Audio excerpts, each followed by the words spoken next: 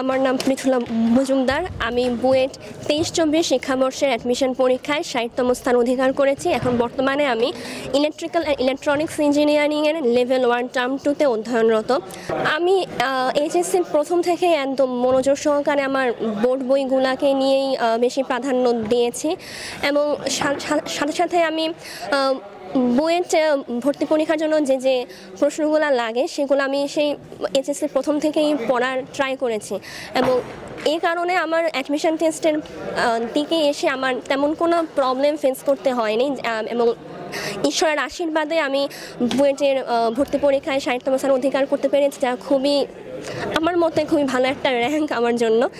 জয়কলের বুয়েট সিরিজের বইগুলো যদি আমাদের অ্যাডমিশন টেস্টে যারা আগামীতে পরীক্ষা দেয় তারা তাদের সাথে রাখতে পারে তাহলে আমি মনে করি তাদের জন্য অনেক বেশি সহায়ক হবে।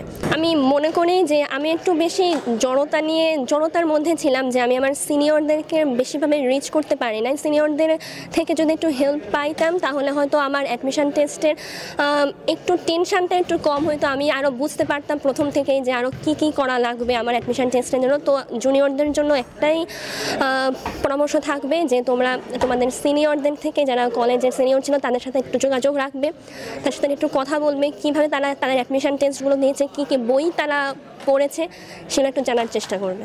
এবং জুনিয়রদের জন্য অনেক অনেক শুভকামনা রইল বুয়েট অ্যাডমিশন টেস্টের জন্য। শুভকামনা। Thank you.